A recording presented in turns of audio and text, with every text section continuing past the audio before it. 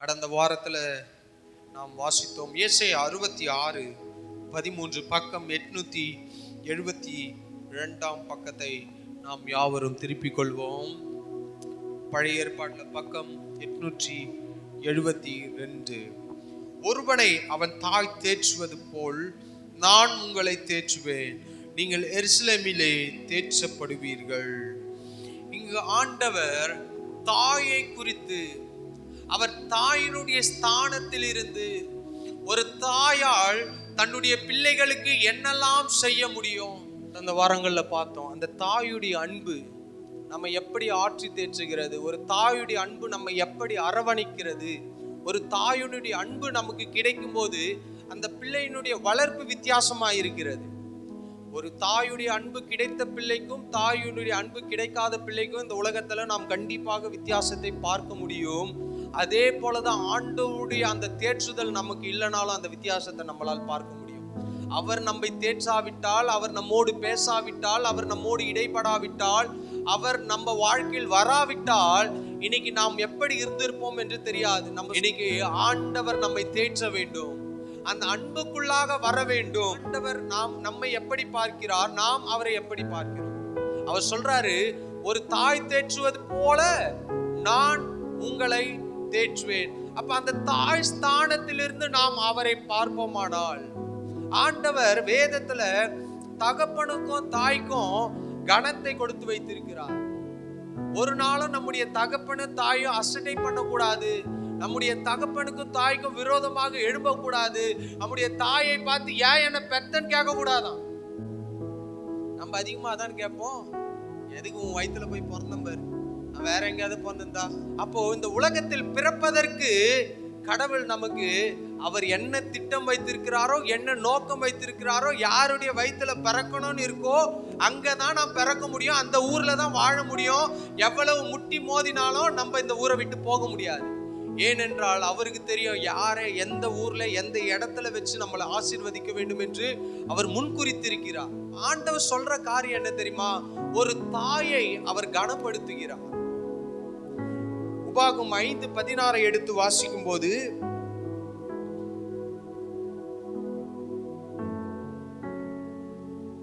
உபாகமம் 5ஆம் அதிகாரம் 16ஆம் வசனத்தை நான் வாசிக்கிறேன். உன் தேவனாகிய கர்த்தர் உனக்கு கொடுக்கிற தேசத்திலே உன் நாட்கள் நீடித்திருப்பதற்கும் நீ நன்றாயிருப்பதற்கும் உன் தேவனாகிய கர்த்தர் உனக்கு கட்டளையிட்டபடியே உன் தகப்பனையும் உன் தாயையும் கனம் பண்ணுவாயாக. இதுல 2 அர்த்தத்துல நாம் எடுத்துக்கொள்ள வேண்டும். ஒன்று, நம்முடைய பிறப்பால் நம்மை பெற்றெடுத்த தாயையும் தகப்பனையும் கனம் பண்ண வேண்டும். 2வது, நம்முடைய ஆண்டவரை நாம் கனம் பண்ண வேண்டும். அவர் சொல்றாரு, தாய் போல உங்களை தேற்றுவேன்னு சொல்றாரு. தாவீது சொல்றாரு, தகப்பனும் தாயும் என்னை கைவிட்டாலும் கர்த்தர் என்னை சேர்த்து கொள்வார். அப்போ ஆண்டவரும் நமக்கு தாய் என்கின்ற ஒரு ஸ்தானத்தில் இருக்கிறார், ஒரு தாயை போல. அப்போ இந்த உலகத்தின் பார்வையில் நம்மை பெற்றெடுத்த தகப்பனும் தாயையும் கனம் பண்ணும்போது நம்முடைய ஆயுசு நாட்கள் நீடித்திருக்கும். இன்னைக்கு இதை தெரியாமல் தான் அநேக வாலிபர்கள் மரித்து கொண்டு இருக்கிறார்கள். ஒரு அம்மா பேச்ச கேட்கறது இல்ல, அப்பா பேச்ச கேட்கறது இல்ல. எனக்கு இன்னைக்கே 2 லட்சம் ரூபாய் கொடுத்து பைக்கை வாங்கி கொடுன்றான், பைக்கை வாங்கி கொடுக்குறாங்க, 2 நாள்ல மரித்து விட்டான். சரி, அப்புறம் ஏன் வாங்கி கொடுத்தன்னு தகப்பன் தாயும் அடிச்சுட்டு அழறாங்க. அவங்க மனதார அதை வாங்கி கொடுக்கல, இவன் மிரட்டுறான். பைக் வாங்கி கொடுத்தாதான் நான் ஸ்கூலுக்கு போவேன், பைக் வாங்கி கொடுத்தாதான் காலேஜுக்கு போவேன், பைக் வாங்கி கொடுக்கலன்னா நான் தற்கொலை பண்ணி செத்து போவேன், இப்படிலாம் மிரட்டி வண்டியை வாங்கி கொடுக்குறாங்க. கடந்த நாட்கள்ல நான் நியூஸ்ல பார்த்தேன், ஒரு பையன் அதே வண்டியை வாங்கி கொடுத்து ஆக்சிடென்ட் ஆகி படுத்த படுக்கை ஆகி கோமா ஸ்டேஜ்ல இருந்து மீண்டு வந்துட்டான். மறுபடியும் அதே வண்டியில போய் நல்லானவன் பையன் இறந்து போயிட்டான். நியூஸ்ல போடுறாங்க, உயிர் பிழைத்து கோமா ஸ்டேஜ்ல கஷ்டப்பட்டு காப்பாத்தினாலும் மறுபடியும் பெற்றோர் பேச்சு கேட்காம அந்த வண்டியில போனனால் மரித்து போய்விட்டான். இன்னைக்கு சீக்கிரமா இந்த காலத்துல பாருங்க, அநேக வாலிபர்கள் மரித்து கொண்டே இருக்கிறார்கள். காரணம், தகப்பனை தாயை மசடை பண்ணுகிறதினால். அம்மா பேச்ச கேட்கறதுல குடிக்கிறான், அம்மாவை அடிச்சுட்டு போட்டு கஞ்சா அடிக்கிறான், கஞ்சா அடிச்சுட்டு அம்மாவே அடிக்கிறான். இன்னைக்கு காலங்கள் மாறிக்கொண்டிருக்கிறது. உலகத்துல கடைசி காலத்தில் வாழ்ந்து கொண்டிருக்கிறோம். நம்முடைய ஆயுசு நாட்கள் நீடிக்க வேண்டும் என்றால், நம்முடைய ஆயுசு நாட்கள் பெருக வேண்டும் என்றால், நம்முடைய ஆயுசு நாட்கள் எக்ஸ்டெண்ட் ஆக வேண்டும் என்றால், ஆண்டவர் சொல்றாரு, உன் தகப்பனையும் தாயையும் கனம் பண்ணணும். கனவீனம் அல்ல. இன்னைக்கு எல்லாம் கனவீனம் பண்ணுகிறார்கள். இன்னைக்கு என்ன தெரியும்? நீ என்ன பச்சிக்கிறார்? அவங்க படிக்கலாம் தான் உன்னை கஷ்டப்பட்டு இங்கிலீஷ் மீடியம் படிக்க வச்சா, கொஞ்சம் ஹைட் வந்த பிறகு உனக்கு தெரியுமா? உனக்கு என்ன தெரியும்? இங்கிலீஷ்னா என்னன்னு தெரியுமா? கற்றுக் கொடுத்தது, கஷ்டப்பட்டு படிக்க வச்சது அப்பா அம்மா. ஆனா வளர்ந்த பிறகு கேள்வி யாரு கேட்கிறாங்க? அவங்கள கேட்கிறாங்க. அப்ப அங்க கனவீனப்படுத்துகிறார்கள். சில தகப்பனையும் தாயை பேச்ச கொஞ்சம் கூட கேட்கறது கிடையாது. நீ என்ன சொல்லது? எனக்கு தெரியாதா? நான் சம்பாதிக்கிறேன்ல, நான் வேலைக்கு போறேன்ல. நீ எத்தனை ஆட்கள் எத்தனையோ விதத்துல தகப்பன் தாயை அசை பண்ணுகிறார்கள். நிறைய பேர் என்ன பண்றாங்க? ஆஃப்னேஜ்ல, அனாதை இல்லத்துல போய் சேர்த்துறாங்க. கஷ்டப்பட்டு பெத்து பால் ஊட்டி வளர்த்து எறும்பு கச்சா கொசு கச்சா அதுக்கு மேல துணியை போட்டு கொசுவத்தி ஏத்தி இவ்வளவும் பாதுகாத்து கடைசி காலத்துல என்ன பண்றாங்க? அப்பாவையும் அம்மாவையும் சிலர் வீட்டை விட்டு வெளியே தள்ளிடுறாங்க. சிலர் பண்ற காரியத்தை பார்த்து அவங்களே வீட்டை விட்டு வெளியே போயிடுறாங்க. இல்ல இது பணம் கொடுத்து எங்கேயாவது நீ போய் இருந்துக்கோ, நான் இருந்துக்கிறேன். ஆயுசு நாட்கள் என்ன தெரியுமா ஆகும்? இப்பேற்பட்ட காரியங்கள் செய்யும் போது ஆயுசு நாட்கள் நமக்கு குறைகிறது. ஆண்டவருடைய வசனம் ஒரு நாளும் பொய் சொல்லாது, அது மாறாது. இன்னைக்கு நாம் அறிந்து இருக்க வேண்டும். நம்முடைய ஆயுசு நாட்கள் பெருக வேண்டும் என்றால், நாம் குடிக்கிற சத்து மாத்திரையோ சத்து டானிக்கோ, நாம் சாப்பிடுகிற ஆகாரமோ அது இரண்டாவது தான். முதலாவது நம்முடைய ஆயுசு நாட்கள் பெருக வேண்டும் என்றால், நீடித்திருக்க வேண்டும் என்றால், ஆண்டவரை கனம் பண்ண வேண்டும், தகப்பனும் தாயும் கனம் பண்ண வேண்டும். ஆண்டவர் அதை தான் சொல்றாரு, தகப்பனும் தாயும் கனம் பண்ணுவாயாக. ஆண்டவரையும் கனம் பண்ணணும், தகப்பன் தாயையும் கனம் பண்ணணும். ஏனென்றால் அவர் அந்த இடத்துல இருக்கிறார். மத்தேயு 15:4 ஆண்டவர் என்ன சொல்றாரு பாருங்க. 15:4 உன் தகப்பனையும் உன் தாயையும் கனம் பண்ணுவாயாக என்றும், தகப்பனையாவது தாயையாவது நிந்திக்கிறவன் கொல்லப்பட வேண்டும் என்றும் தேவன் கற்பித்திருக்கிறாரே. ஆண்டவர் அந்த தகப்பனையும் தாயையும் எவ்வளவு மேலான ஒரு இடத்துல வைத்திருக்கிறார். இன்னைக்கு ஒரு மேலான ஒரு பாக்கியம் அந்த தாய்க்கு ஆண்டவர் கொடுக்கிறார். இன்னைக்கு நீங்க நினைக்கலாம், என் பிள்ளைங்க என்ன மதிக்கல, என் பிள்ளைங்க என்ன கைவிட்டுட்டாங்க, என் பிள்ளைங்க என்ன வெறுத்துட்டாங்க. ஆனாலும் தகப்பன், ஆவிக்குரிய தகப்பன் நம்மை நேசிக்கிறவராய் இருக்கிறார். அந்த ஆண்டவர் நம் மீது அதிகமாய் அன்பு வைக்கிறவராய் இருக்கிறார். அவர் நம் மீது பாசம் வைக்கிறவராய் இருக்கிறார். மார்க் 7:10 வாசிக்கும் போது, மார்க் 7:10 எப்படி எனில்,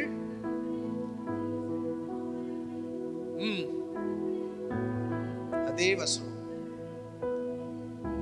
அங்க பாருங்க, தகப்பன தாயை நிந்திச்சா கொல்லப்படணுமா? இன்னைக்கு அதெல்லாம் நடக்கல. பழைய ஏற்பாடு காலத்தில் தகப்பனையும் தாயையும் ஒரு ஆள் அவமதித்தாள்.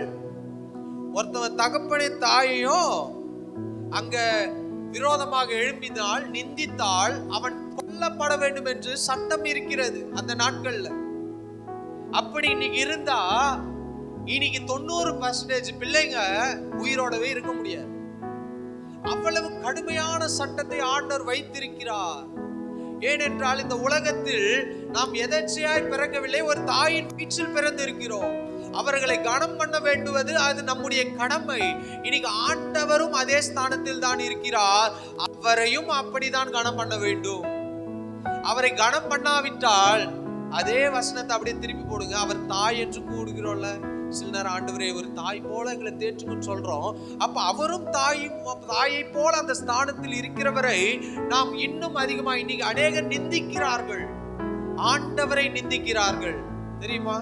எத்தனையோ பேர் ரட்சிக்கப்பட்டுட்டு எத்தனையோ பேர் பின்மாற்றத்துல போய் எத்தனையோ பேர் சும்மா நடிகர்கள், அநேக நடிகர்கள் நடிக்கிறார்கள். இதை பார்த்துட்டு கொஞ்ச நாளைக்கு முன்னாடி ஆக்டர் செந்தில் ஒரு வீடியோ, இயேசுதான் அப்படியே பெரிய மெய்யான தெய்வம் அப்படி இப்படிலாம் பேசினார்.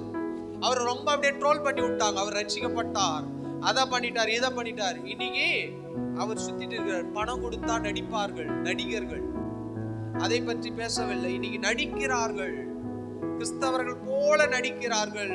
அவரை பற்றி பேச சொன்னா நல்லா பேசுவாங்க. ஏற்கனவே அவங்க படத்துல பேசி பேசி பழகிட்டாங்க. அவர்கள் எப்படியும் நடிகர்கள் இருக்கிறாங்க. பணத்துக்காக எதையும் செய்கிறார்கள், நிந்திக்கிறார்கள். இயேசு யார் என்றே தெரியாது என்று பேதுரு மறுதலித்தான். ஆனால் மனம் மாறினான். அவர் யாருன்னே தெரியாது, சபிக்கவும் சத்தியம் பண்ணவும் தொடங்கினான். சில நேரம் சில காலகட்டத்தில் சிலது நம்முடைய வாழ்க்கையில் எதிர்பாராமல் நடக்கிறது வேற, அதிலிருந்து மனம் திரும்ப வேண்டும். அங்கே யூதாசும் ஆண்டவர் வாய்ப்பை கொடுத்தார். அவன் தற்கொலை செய்யாமல் இருந்தால் அவனோ இன்னைக்கு வேதத்துல ஒரு ஆளாய் பேசப்பட்டிருப்பான். எப்படி பேசப்பட்டிருப்பான்? அற்புதங்களை செய்கிறவனாய், அதிசயங்களை செய்கிறவனாய் பேசப்பட்டிருப்பான். ஆனால் அவனோ நான்று கொண்டு செத்தான். ஆண்டவர் சாக சொன்னாரா? இல்ல. அப்போ மனம் திரும்புதல் அவசியம். இன்னைக்கு சில நேரம் ஆண்டவர் விட்டு தூரம் இருப்போம், சபையில உக்காந்துட்டு இருக்கிறோம். ஆனா ஆவிக்குரிய வாழ்க்கையில டெஸ்ட் பண்ணி பார்த்தாதான் நம்ம எந்த இடத்துல இருக்கோம் தெரியும். சிலர் ஞாயிற்றுக்கிழமை கரெக்டா ஆலயத்துக்கு போயிடுவாங்க, சரியான நேரத்துக்கு போயிடுவாங்க. ஆனா திங்கக்கிழமை ஒயின் ஷாப் வாசல்ல நிப்பாங்க. எத்தனையோ பேர் பார்த்துருக்கிறோம். ஞாயிற்றுக்கிழமை கரெக்டா ஆலயத்துக்கு போவாங்க, அட்டண்டன்ஸா போடுவாங்க, 2 மணி நேரம் நிப்பாங்க. கை தூக்குனா கையை தூக்குவாங்க, காலை தூக்குனா கூட காலை தூக்குவாங்க, தலைக்கீழ நில்லுனா நிப்பாங்க, ஓடுனா ஓடுவாங்க, வானா வருவாங்க. அடுத்த நாள் அவர் செய்கிறத பார்த்தா அவருக்கும் ஆண்டவருக்கும் சம்பந்தமே இருக்காது. அவர் 2 கிலோமீட்டர் அந்த பக்கம் இருப்பார், ஆண்டவர் 2 கிலோமீட்டர் இந்த பக்கம் திரும்பின்னு இருப்பார். ஏன்? அதுதான் ஞாயிற்றுக்கிழமை கிறிஸ்தவன். இன்னைக்கு அநேக கிறிஸ்தவர்கள் ஆண்டவரை விட்டு தூரம் இருக்கிறார்கள், ஆனால் சபையில் பக்கத்தில் தான் இருக்கிறார்கள். ஆண்டவர் சொல்றாரு, உங்க உதடுனால் துதிக்கிறீங்க, இருதயமா ரொம்ப தூரம் இருக்கு. இன்னைக்கு ஆண்டவரை நாம் கனம் பண்ண வேண்டும் என்றால், நம்முடைய ஆயுசு நாட்கள் பெருக வேண்டும் என்றால் அவரை நிந்திக்க கூடாது. அவரோடு இணைய வேண்டும், அவரோடு பேச வேண்டும், அவரோடு உறவாட வேண்டும், அவரோட வாசம் பண்ணணும், அவரை துதிக்க வேண்டும், அவரை ஆராதிக்க வேண்டும், அவரை புகழ்ந்து கொண்டே இருக்க வேண்டும். இன்னைக்கு ஒரு மனுஷனை பிடிக்குது, ஒரு ஃப்ரெண்டை பிடிக்குது, ஏதாவது ஒன்று பிடிக்குதுன்னா அப்படியே புகழ்ந்து கொண்டே இருப்பாங்க. சில லவ்வர்ஸ் எல்லாம் பேசுவாங்க பாருங்க, குசு குசு குசுன்னு பேசுவான். என்ன பேசுவான்னு அவனுக்கும் தெரியாது, இவனுக்கும் தெரியாது. அப்படியே போன்ல பஸ்ல பாருங்க, போனை காதுல வச்சாங்கன்னா நான் சொல்லு சொல்லு சொல்லு, இந்த ஒரு வார்த்தை தான் கேட்டுன்னு இருக்கோம். இது எப்படி ஒரு காதலர்கள் கடைசியில அது வாழ்க்கை லொல்லா மாறிடும், அது அப்புறம். ஆனா அவங்க சொல்றாங்க பாரு, பேசினே இருப்பான், என்ன பேசுறான், ஏது பேசுறான், எதுக்கு பேசுறான், எப்படி பேசுறான், ஆனா பேசிக்கினே இருப்பான். ஏன்? அவன் அவங்க மீது அன்பு வச்சிருக்கிறான். நான் உண்மையான அன்பை பத்தி பேசிருக்கிறேன். அப்போ அன்பு வைத்ததினால் ஏதோ ஒண்ணு பேசிட்டே இருக்கிறான். அவனுக்கு தெரிஞ்சோ பேசுறான், தெரியாதும் பேசுறான், சாப்பிட்டியான்னு பேசுறான். 10 முறை என்ன சாப்பிட்டேன்? இட்லி சாப்பிட்டேன். எத்தனை இட்லி சாப்பிட்டேன்? 6 இட்லி சாப்பிட்டேன். எத்தனை மணிக்கு சாப்பிட்டேன்? 5 மணிக்கு சாப்பிட்டேன். எத்தனை மணிக்கு எழும்புனேன்? எத்தனை மணிக்கு தூங்கினேன்? எத்தனை மணிக்கு படுத்த? திருப்பி அடுத்த நாள் காலையில் எத்தனை மணிக்கு எழும்புவேன்? எங்க போற? எழுந்துக்கிறியா, தூங்குறியா, பல்லு தேய்ச்சியா, குளிச்சியா? இப்படியே பேசிட்டு இருக்கிற மாதிரி இன்னைக்கு உண்மையான ஒரு அன்பு ஆண்டவரிடத்தில் இருந்தால் நாம் அவரோட பேசுகிறவராயிருப்போம். ஆண்டவரே, குட் மார்னிங் ஆண்டவரே. பென்னிகின் அவரை குறித்து நான் புத்தகத்தில் வாசித்த போது அவர் அழகாக எழுதியிருக்கிறார். அவர் எழுந்த உடனே காலைல சொல்வாராம், குட் மார்னிங் ஹோலி ஸ்பிரிட் சொல்வாராம். நம்ம குட் மார்னிங் ஆண்டவரே அப்படின்னு சொல்ல மாட்டோம். எத்தோடனே போன் எங்கடா இருக்குது தடவினே இருப்போம். என்னையும் சேர்த்து தான் சொல்றேன். எழுந்த உடனே எங்கடா போன், எங்கடா என்ன போன் பண்ணாங்களா? யாரும் பண்ணிருக்க மாட்டாங்க, ஒரு ஆளும் போன் பண்ணிருக்க மாட்டாங்க. இன்னைக்கு நடக்கிறத சொல்றேன். அவருடைய வாழ்க்கையில வல்லமையா ஊழியம் செய்வது ஆண்டவரோட பேசிக்கொண்டே இருந்தார்கள். யாரெல்லாம் ஆண்டவரோடு நேரத்தை செலவழிக்கிறார்களோ அவர்கள் எல்லாம் நன்றாக இருந்திருக்கிறார்கள். இன்னைக்கு ஆண்டவரை தவிர எல்லாத்திலையும் நேரத்தை செலவழிக்கிறோம். டிவில 1/2 மணி நேரம், போன்ல 5 மணி நேரம், என்னையும் சேர்த்துதான், எல்லாருக்கும் தான் சேர்த்துதான் சொல்றேன். பல மணி நேரங்கள் எல்லாவற்றுக்கும் நேரம் செலவழிப்பது இயல்பு. ஆனா சில மணி நேரங்கள் ஆண்டோடைய சமூகத்துல உட்காரும் போது தான் வலிக்காத இடுப்பு வலி வரும், ஓடாத பேனு தலையில ஓடும், வலிக்காத கண்ணு வலிக்கும், வராத தூக்கம் அப்பதான் வரும். பைபிள் படினா அப்பதான் அப்படியே சொக்கி சொக்கி விழுவாங்க. ஆனா கதை புக்க படியே இன்ட்ரெஸ்டா படிப்பாங்க. இன்னைக்கு ஆண்டவரோடு நாம் இணைந்திருக்க வேண்டும். அவர்களை நிந்தித்தால் நீ நம்ம வாழ்க்கையில என்னைக்கோ மறுத்து போயிருக்கணும். ஆனா கிருபையில வாழ்ந்துட்டு இருக்கிறோம். நாம் நிற்பதும் நிர்மூலமாகாததும் அவருடைய கிருபை. அப்ப அந்த தாயினுடைய அன்பு நம்முடைய வாழ்க்கையில் இருக்க வேண்டும் என்றால், அவர் நம்மை ஆட்சி தேற்ற வேண்டும் என்றால், அவருக்குரிய கணத்தை அவருக்கு கொடுக்க வேண்டும். என் மகிமையை வேற ஒருவனுக்கும் ஆண்டவர் கொடேன் என்று சொல்றார். என் மகிமை எனக்கு தான். ஏன் ஆண்டவர் விக்கிரக ஆராதனையை வெறுக்கிறார்? ஏன் விக்கிரக ஆராதனை ஆண்டவர் அதிகமா வெறுக்கிறார்னா, அவர் இந்த உலகத்தில் உள்ள தேவர்களை காட்டிலும் உயர்ந்த தேவனா இருக்கிறார். வானம் அவரது சிங்காசனம், பூமி அவரது பாதபடி. அவர் சொல்றாரு, நீ எனக்காக இவ்வளவு பெரிய சிலையை செய்ய முடியுமா? இன்னைக்கு மனிதர்கள் எதையோ செஞ்சுட்டு இருக்கிறாங்க கடவுள் என்று சொல்லி. ஆனால் அவர் சொல்றாரு, வானம் அவருக்கு சிங்காசனம், பூமி அவருடைய பாதபடி. அதை அவர் வெறுக்கிறார். கொலை செய்யாதிருப்பாக, விபச்சாரம் செய்யாதிருப்பாக, களவு செய்யாதிருப்பாயாக, பிறனுக்கு விரோதமாக பொய் சாட்சி சொல்லாதிருப்பாயாக. அதுல ஒரு கட்டளை, விக்கிரக ஆராதனை செய்யக்கூடாது. இன்னைக்கு எல்லாவற்றும் நாம் கர்த்தரை விட யாரை அதிகமாய் நேசிக்கிறோமோ அதுதான் விக்கிரகம். நீங்க போயிட்டு ஒரு பொருளை உண்டாக்கி அதை செய்து வணங்குவது அவசியம் இல்லை. அதை வணங்கினாதான் விக்கிரகம். வேதம் சொல்லவில்லை. அவரை தவிர யாரை அதிகமாய் நேசித்தாலும் அது விக்கிரமாய் முடியும். உங்க வாழ்க்கையில நீங்க ஒரு நபரை அதிகமா நேசிச்சு இருப்பீங்க, கடைசியில அவங்க தான் உங்களுக்கு விரோதமாய் நீங்க இருப்பாங்க. ஏன் தெரியுமா? அவரை தவிர நீங்க யாரை நேசித்தாலும் அது உங்களுக்கு அது எப்படி ஆப்போசிட்டா தான் செயல்படும், உங்களுக்கு எதிராக தான் செயல்படும். இன்னைக்கு ஆண்டவரை நிந்திக்கிறவர்கள் கொல்லப்பட வேண்டும் என்று ஒரு சட்டம் இருந்தால் இன்னைக்கு எத்தனையோ பேர் மரித்து போயிருப்பார்கள். மோசேயுடைய நாட்கள் எவ்வளவு கடுமையான சட்டங்கள், ஆனாலும் ஆண்டவர் நம்மை கிருபையாய் வைத்திருக்கிறார். அவர் தாயை போல தேற்ற வேண்டும் என்றால் அவரை நாம் கனம் பண்ணுகிறவர்களாய் இருக்க வேண்டும். இரண்டாவது, உங்களுடைய ஆயுசு நாட்கள் நீடித்து இருக்க வேண்டும் என்றால், உங்க அப்பா அம்மா 99 வயசா இருந்தாலும் சொல்லுவாங்களே பழமொழி, டெல்லிக்கு ராஜாவா இருந்தாலும் டில்லிக்கு புள்ளடா. இந்த பழமொழி கேட்டது இல்லையா? டெல்லிக்கு ராஜாவா இருந்தாலும் அவன் யாரு? டில்லிக்கு பிள்ளையா இருக்கிறான். அப்பா பேரு டில்லி, பையன் டெல்லிக்கு ராஜாவா இருந்தாலும் அவன் பிள்ளையா இருக்கிறான். எதை சொன்னாலும் ஒரு தகப்பன் அந்த ஸ்தானம், நாம் எவ்வளவு உயர்ந்து போனாலும் அந்த தகப்பன் ஸ்தானத்தை தகப்பனுக்கு கொடுக்க வேண்டும், தாயின் ஸ்தானத்தை தாய்க்கு கொடுக்க வேண்டும். அப்பொழுதுதான் கர்த்தர் நம்ம என்ன பண்ணுவாரு? ஆட்சி தேற்றுவார். இங்க 1 சாமுவேல் 2:19 அந்த தாயினுடைய அன்பை பார்க்கிறோம். நீங்கள்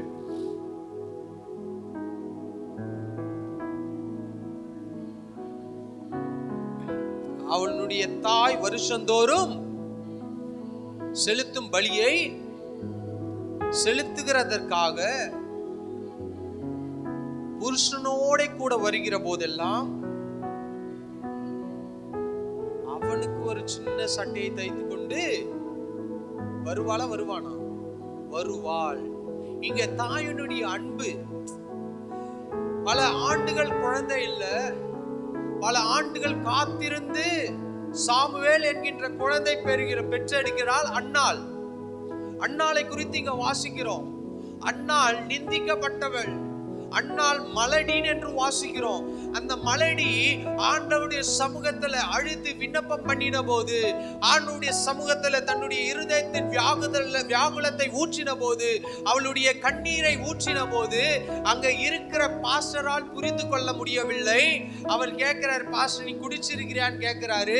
அப்படியெல்லாம் ஆண்டவனே அழகா பதில் சொல்லிட்டு அந்த அம்மா ரொம்ப டீசெண்டா ஜெபம் பண்ணிட்டு ஆலயத்தை விட்டு புறப்பட்டு போனால், அடுத்த சில ஆண்டுகளில் குழந்தை பிறந்தது. அந்த குழந்தை, நீங்க எனக்கு ஒரு குழந்தை கொடுத்தால் உமக்கே கொடுப்பேன் என்று வாக்கு கொடுத்தாள். ஆனால் பல ஆண்டுகள் குழந்தை இல்லாமல் பெற்றெடுத்த அந்த தாய் 10 மாதங்கள் சுமந்து அந்த குழந்தை பால் மறந்த பின்பு ஆலயத்துல என்ன பண்றாங்க? எடுத்துட்டு போய் குழந்தைய விட்டுட்டு போனா வருஷத்துக்கு ஒரு முறை தான் வந்து பார்க்க முடியுமா? வருஷத்துக்கு ஒரு முறை. குழந்தையே இல்ல, கடவுள் எனக்கு ஒரு குழந்தை கொடுத்தார், அதை ஏழிக்கிட்ட எடுத்துட்டு போய் விட்டுட்டாங்க. அந்த குழந்தை எப்படி இருக்கு, ஏது இருக்கு, அதெல்லாம் அவங்க யோசிக்கவே இல்லை. இன்னைக்கு 1 மணி நேரம் சர்ச்சில் ஒரு குழந்தைய விட்டு போனா நம்பி விட்டு போக மாட்டாங்க. விட்டுட்டு அங்க வெளியே போய் நின்று என்ன பண்றான்? பாஸ்டர் பாத்துக்கிறாரா? என்ன பண்றாரு அவரு? என்ன அவருக்கு தெரியுமா? குழந்தைய பாத்துக்கிறது தெரியுமா? நம்ம யோசிப்போம்.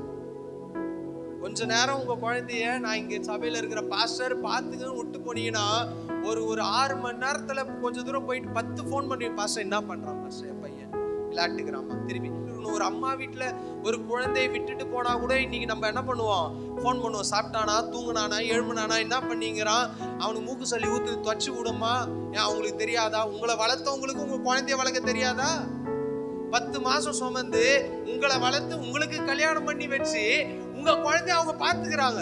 ஆனா அவங்களுக்கு போன் பண்ணி, ஏமா அவனுக்கு ட்ரெஸ்ஸை மாத்தி விடு, ஏமா அவனுக்கு சோறு ஊட்டி விடு.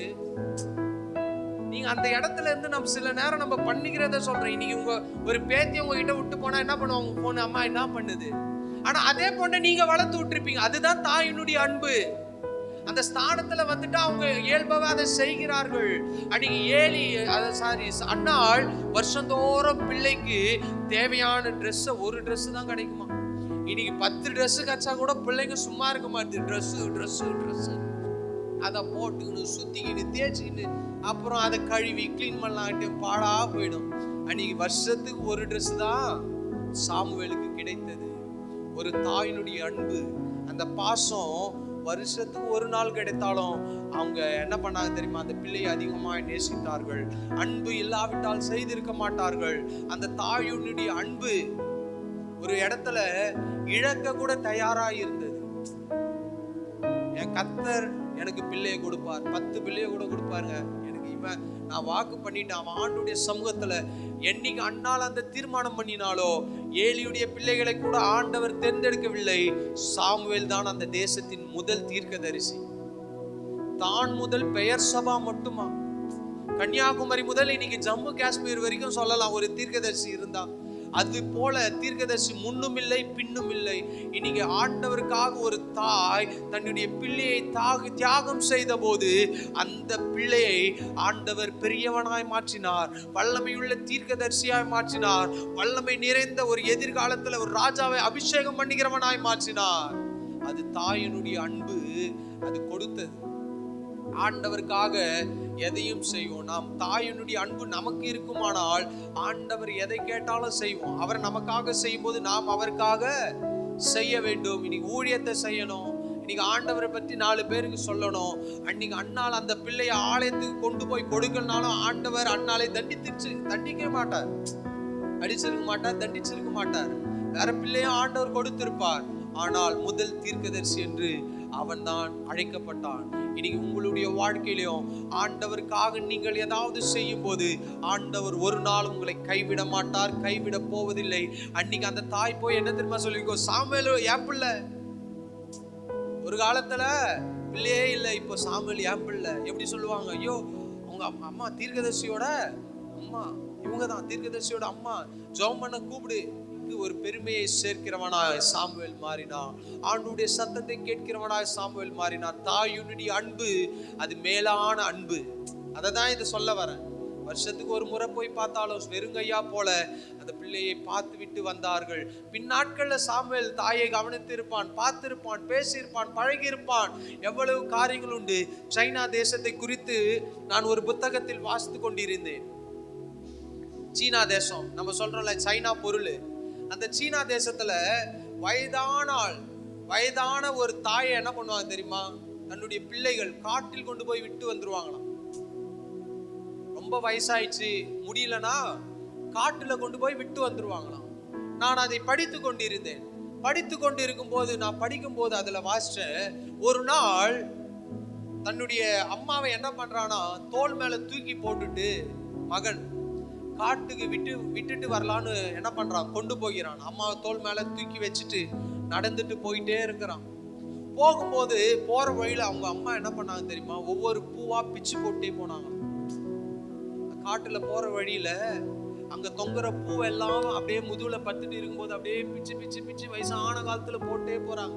போற வழியில இவன் திட்டனானா, ஏம்மா அறிவில்லை உனக்கு, தொல்லை தாங்க முடியல, வயசான காலத்துல நீ இப்படிலாம் பண்றதா உன்னை நான் காட்டுக்கு தூக்கிட்டு போய் அங்க விட்டு வர போறேன், போற வழியெல்லாம் இந்த பூவை பிச்சு போட்டு போறேன்னு சொன்னாங்களாம். அந்த அம்மா வாயே திறக்கலையாம். அமைதியா போன பிறகு அந்த காட்டுல ரொம்ப ஒரு அடர்த்தியான இடத்துல போய் அவனை என்ன பண்ணாங்களாம், அந்த தாயை இவன் விட்டானாம். விட்ட உடனே தாய் அவனை பார்த்து சொன்னாங்களாம், எப்பா அந்த பூவை பிச்சு போட்டு வந்தேன், திட்டின தெரியுமா? ஏன் தெரியுமா திட்டின? நான் எதுக்கு அதை பிச்சு போட்டேன் உனக்கு தெரியுமா? நீ போகும்போது வழி மாறி எங்கேயும் தப்பா போயிடக்கூடாது, வழி தவறி எங்கேயும் சுற்றிட்டு இருக்கக்கூடாதாப்பா, பிச்சுட்டு வந்தேன், அந்த பூவெல்லாம் பிச்சு போட்டேன். இப்போ நீ அந்த வழியில போனா நீ கரெக்டா வீடு போய் சேர்ந்துன்னு சொன்னானா. அப்பதான் அவன் கண்ணீர் விட்டு அழுதான். இந்த தாயினுடைய அன்பு. நம்ம தீமை செய்ய நினைச்சோம் தாய்க்கு, ஆனால் அந்த தாயோ எனக்கு என்ன செஞ்சிருக்காங்க, நன்மை செஞ்சிருக்கிறாங்க. இதைதான் ஆண்டவர் சொல்ற, தாய் தேற்றுவது போல. இன்னைக்கு சில நேரம் ஆண்டவரை விட்டு நம்ம எத்தனையோ காரியங்கள், தீமையான காரியங்கள் செய்தாலும் அவர் நம்மை நேசிக்கிறவர் தான் இருக்கிறார். எப்படியாவது இவனை காப்பாத்திடணும், எப்படியாவது இவனை தூக்கி விட்டுடணும், எப்படியாவது இவனை உயர்த்தி வச்சிடணும். இதுதான் அவருடைய அன்பு. அப்போ இந்த கதைலாம் எதற்கு சொல்றோம்? அது ஒப்பிட்டு பார்க்க வேண்டும். தாயினுடைய அன்பு ஒரு நாளும் தீமை செய்யாது. தாய் ஒரு நாளும் பிள்ளைக்கு தீமை செய்ய மாட்டார்கள். அது மாதிரி சொல்றாரு, என் தகப்பனும் என் தாயும் கைவிட்டாலும் கர்த்தர் என்னை சேர்த்துக் கொள்வார். உண்மையாவே தாவீதுடைய வாழ்க்கையில அது அனுபவித்தாள். ராஜாவாய் அபிஷேகம் பண்ணுவதற்காக சாமுவேல் தீர்க்கதரிசி வீட்டுக்கு வருகிறாள். ஆனால் தகப்பனும் தாயும் அவனை நினைக்கவே இல்லை, அற்பமாய் எண்ணினார்கள், மறந்தார்கள். இவன் இதுக்கு தகுதி இல்லை என்று அவர்கள் நினைத்தார்கள். அதனால தான் போன் பண்ணி கூப்பிடல. நீ வீட்டுல 5 பேர் அரசாங்க உத்தியோகத்துல இருக்கிறாங்க, ஒரு ஆள் மட்டும் ஆடு மேய்ச்சிட்டு இருக்கிறானா நம்ம கூப்பிடுவோமா? கூப்பிட மாட்டோம். உண்மை தானே? வரவங்க பாரு, கவர்மெண்ட் ஆபீசர்லாம் வீட்டுக்கு வராங்க, இவன் ஆடு மேய்க்கிறோன்னு சொன்னா எனக்கு அசிங்கம் அப்படின்னு நினைக்கிறது போல அன்னைக்கு தாவீதையும் அசிங்கம் என்று நினைத்தல் முன்பாக ஆண்டவர் அரசனாய் மாற்றி வைத்தார்.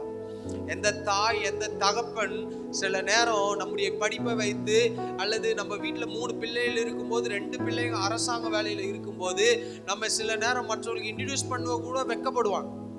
அண்ணனே கூட சில நேரம் தம்பி என்ன பண்றாங்க கேட்டா முழிப்பாங்க. எல்லாரும் ஒரே வீட்டுல 5 பேரும் ஒரே மாதிரி படிச்சுட்டா அப்புறம் என்ன வேல்யூ இருக்கு? கரெக்டு தானே? மதிப்பில்லையே. ஆனால் நம்முடைய ஆண்டவர் எப்படி தெரியுமா? ஒன்றுமில்லாத இடத்துல இருந்து நமக்காக ஒன்றை உருவாக்குகிறவர். யாரெல்லாம் வேதத்தில் அற்பமாய் எண்ணப்பட்டார்களோ அவர்களை தான் ஆண்டவர் உயர்த்தி வைத்தார். யாபேசை குறித்து வாசிக்கும் போது அவன் துக்கம் என்று தாய் பெயர் வைக்கிறார்கள். அப்படி ஒரு தாயை பார்க்க முடியாது. இன்னைக்கு ஒரு பேரை வைக்கணும்னா பெஸ்ட் பேரா வைக்கிறோம். ஒரு பேருக்கு 2 பேர் வைக்கிறோம். ஈஸ்வரன்னு பேர் வச்சிருப்பான், ஆனா கோடிக்கணக்கில் கடன் வச்சிருப்போம். நிறைய நம்ம பார்க்கிறோம். பேருக்கேற்ற ஆசீர்வாதங்கள் எல்லாருடைய வாழ்க்கையிலும் வருவதில்லை. ஆனால் பேரை மாற்றினாலும் சரி, பேரை மாற்றாவிட்டாலும் சரி, நம்மை ஆசீர்வதிக்கிற கர்த்தர் கூட இருக்கிறார். யாபேஸ் என்றால் துக்கம், ஆனால் அந்த துக்கத்தை மாற்றி ஆண்டவர் அவனுடைய எல்லைகளை விஸ்தாரமாக்கினார். தீங்கு அணுகாதபடிக்கு பாதுகாத்து கொண்டார். அவன் எல்லையை பலப்படுத்தினார். காரணம் என்ன தெரியுமா? நம்முடைய ஆண்டவர் ஆசீர்வதிக்கிறவர். தகப்பன் தாய் உங்களை ஆசீர்வதிக்க மறந்தாலும் கர்த்தர் உங்களை ஆசீர்வதிக்கிறவர். ஒரு இடத்துல ஈசாக்கு தகப்பனை யாக்கோபு ஈசாக்கை ஏமாற்றி விட்டு ஆசீர்வாதங்களை பெற்றுக்கொண்டு ஓடுகிறான். ஒன்னானா அம்மா பேச்ச கேட்கிறான் ஒரு பக்கம். அந்த காலத்துல எப்படி இருந்திருக்காங்க பாரு, அம்மா பக்கம் ஒரு ஆளு, அப்பா பக்கம் ஒரு ஆளு. ஏசா அப்பா பக்கம், ஈசாக்கு யாக்கோபு அம்மா பக்கம். அம்மா பேச்ச கேட்டு அவன் கரெக்டா செஞ்சான் அவன் வாழ்க்கையில. இன்னைக்கு நம்ம சொல்லத்தெல்லாம் கேட்டு நீ என்ன சொல்லது, நான் பண்ணத்தான் பண்ணுவேன். அம்மா சொல்றாங்க மாமா வீட்டுக்கு போ, வேற எங்கேயோ பொண்ணு எடுக்காத. அதே போல அங்க போய் தான் யாக்கோபு பொண்ணு எடுத்தான். இன்னைக்கு போற வழியிலேயே நம்ம சிம்சோன் மாதிரி ஆனா பொண்ணை பார்த்து மடியில பார்த்து தலை முடியெல்லாம் வெட்டி கண்ணை பிடுங்கி போயிடுவோம். ஒருவேளை சிம்சோன் அவன் வயிற்றுல பிறந்திருந்தா அதான் நடந்திருக்கும். போற வழியிலேயே அந்த ஸ்திரீ அழகா இருக்கிறாள். யாக்கோபு அதெல்லாம் பண்ணல. அவன் எத்தனை தான் மோசமானதான், ஏமாத்துக்காரன் தான். ஆனா அம்மா பேச்சை கேட்டு கரெக்டா மாமா வீட்டுக்கு போயிட்டான். நம்ம வேற என்ன மாமா வீட்டுக்கு போய் உக்காந்துட்டு போன் பண்ணுவோம், அம்மா கல்யாணம் முடிஞ்சிச்சு சூப்பர் கூட்டு வாப்பா பொண்ணு, மாமனாரை கூட்டானா வேற ஆளா இருப்பான். இன்னைக்கு நாட்டுல அப்படிலாம் நடக்குது. நியூஸ் பார்த்துட்டு இருக்கிற, தாலியை கட்டுனா ஒரு அம்மா எடுத்து பொண்ணுக்கு போய் தாலி கட்டுது, துணை முதலமைச்சர் சிரிக்கிறார். இன்னைக்கு எல்லாம் மாறுது. பதட்டத்துல என்ன செய்யறன்னு தெரியாம போகுது. இன்னைக்கு நாட்டுல நடக்குது சொல்றேன். ஒரு இடத்துல யாக்கோபு தன்னுடைய தகப்பனை ஏமாற்றி விட்டு ஓடுகிறான். அந்த தேசத்தில் ஆண்டவர் ஆசீர்வாதங்களை கொடுக்கிறார். அவன் சுயமாய் சம்பாதித்த ஆசீர்வாதங்கள் உண்டு.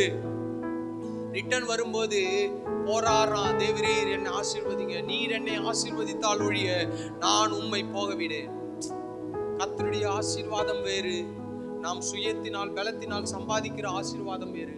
கர்த்தருடைய ஆசீர்வாதம் ஐஸ்வர்யத்தை தரும், அதனோட அவர் வேதனை கூட்டார். அப்ப நம்முடைய ஆசீர்வாதம் ஐஸ்வர்யத்தை தரும், கூட வேதனையும் சேர்ந்து வரும். இன்னைக்கு பல வழிகளில் நாம் சம்பாதிக்கணும் சம்பாதிக்கணும் சம்பாதிக்கணும்னு ஓடிக்கொண்டே இருக்கிறோம். அது ஓட்டப்பையில போட்ட மாதிரி அது போயினே இருக்குது. சில நேரம் சில ஆட்கள்லாம் ஓட்ட குடத்துல என்ன பண்ணுவாங்க, தண்ணியை பிடிச்சிட்டு இப்படியே போனாங்கன்னா போன வழியிலே பாதி போயிடும். அதுவே அந்த ஓட்டையை அடைச்சி அவங்க எடுத்துட்டு போனா அந்த தண்ணி நிற்கும். இன்னைக்கு ஆண்டவருடைய சமூகத்துல வரும்போது உங்களுடைய ஓட்டைகள் அடைக்கப்படுகிறது. சில ஓட்டைகள்லாம் அடைக்க வேண்டிய நேரத்துல ஆண்டவர் தான் அடைக்க முடியும். இன்னைக்கு நம்ம புலம்புறோம், ஆண்டவரை எவ்வளவு சம்பாதிச்சாலும் கையில நிக்க மாட்டுது. அவர் சொல்லுவாரு, நீ ஃபர்ஸ்ட் முதலாவது தேவனுடைய ராஜ்யத்தையும் நீதியையும் தேடுங்கள், அப்போது இவள் எல்லாம் கூட கொடுக்கப்படுமா. அவர் கூட கொடுப்பேன்னு சொன்னாரா, குறைஞ்சு கொடுப்பேன்னு சொன்னாரா? கூட. அங்க வாசிக்கிறோம், பிலிப்பியர் 4 வாசிக்கிறோம், என் தேவன் தம்முடைய ஐஸ்வர்யத்தின்படி நம்முடைய குறைகள் எல்லாம் கிறிஸ்து இயேசுக்குள் மகிமையிலே நிறைவாக்குவார், குறைகளை நிறைவாக்குவார். இந்த இடத்துல கூட கொடுப்பார். கூட கொடுப்பார்னா எக்ஸ்ட்ரா கொடுக்கிறார். அவருடைய ராஜ்யத்தை தேட வேண்டும், அவருடைய சமூகத்துல வருவதை நாட வேண்டும், அவருடைய சமூகத்துல காத்திருக்க வேண்டும். இதெல்லாம் செய்யும் போது ஆண்டவர் நிச்சயமா என்ன பண்ணுவாரு, நம்மை ஆசீர்வதிக்கிறவராய் இருக்கிறார். தாவீது சொல்றாரு, யார் என்ன கைவிட்டாலும் எனக்கு பிரச்சனை இல்லை, கர்த்தர் எனக்கு ஆதரவு கொடுக்கிறவராய் இருக்கிறார். அந்த ஆதரவு கிடைக்கும் போது உங்களுக்கு ஆறுதல் கிடைக்கும். அந்த ஆதரவு கொடுக்கும் போது உங்க கண்ணீரை துடைக்கப்படும். அந்த ஆதரவு கொடுக்கும் போது உங்க வேண்டிய நன்மைகள் உங்களை தேடி வரும். எஸ்தர் 2:7 வாசிக்கும் போது, எஸ்தருக்கு தாய் இல்லையா, தகப்பன் இல்லையா? அந்த வசனத்தை வாசிங்க. 2:7, இல்லை, தகப்பன் இல்லை, ஆனால் அவள் தேசத்துக்கு ராணியாய் மாறினாள். அங்கதான் ஆண்டவர் அந்த அந்த தாயுடைய வேலையை, தகப்பனுடைய வேலையை அவர் செய்கிறவராய் இருக்கிறார். ஒரு சிறிய தகப்பன் இருக்கிறான், உண்மைதான். ஒரு சித்தப்பான்னு சொல்லலாம், இல்ல அவர் ஒரு பெரியப்பாவா இருக்கலாம். சின்ன தகப்பன், சின்னப்பா, சித்தப்பா, பெரியப்பான்னு சொல்றோம் பாருங்க. அப்பா இல்ல, அம்மா இல்ல, வளர்க்கிறாள். ஆனால் அவன் அங்கே என்ன சொல்லி கொடுக்கிறான்? ஆண்டவரை பற்றி அங்கே சொல்லுகிறான். இந்த காலத்தில் நீ மௌனமா இருந்தால் அங்க வைராக்கியம் காணப்படுகிறது. எஸ்தர் அதன்படியே செய்தாள். எஸ்தர் தேவனை நோக்கி பார்க்கிறவராய் இருந்தாள். அங்க உபவாசம் பண்ணினாள் என்று அநேக காரியங்களை வாசிக்கிறோம். தாய் இல்லை, தகப்பன் இல்லை, ஆனால் உயர்வு வந்தது. காரணம் ஏன் தெரியுமா? தாயை போல தேற்றுகிறவர் ஆண்டவரிடத்தில் அவள் தஞ்சம் புகுந்தாள். அவரை நோக்கி பார்த்தாள். அவரை தகப்பனாய் ஏற்றுக்கொண்டாள், தாயாய் ஏற்றுக்கொண்டாள். அதனால் ஆண்டவர் உயர்த்தி வைத்தார். இந்த உலகத்துல எத்தனையோ பேர் சொல்ற காரியம், எனக்கு தாய் இல்லை, தகப்பன் இல்லை அப்படின்னு சொல்றவர்களுக்கு ஆண்டவர் சொல்றாரு, நான் உங்களை தாய் போல தேற்றுவேன். நீங்க எருசலேமின் வாழ்வை காண்பாய். நீங்க எல்லாருக்கும் எல்லா சூழ்நிலையும் தகப்பன் தாயும் கூட இருக்கிறது இல்லை. சில நேரம் தாய் இருந்தாலும் தாய் வெளிநாட்டுல இருக்கும். சில நேரம் அவங்களுடைய சூழ்நிலை, பிள்ளைக்காக தான் தாய் வாழ்கிறார்கள், பிள்ளைகள் புரிந்து கொள்வதில்லை.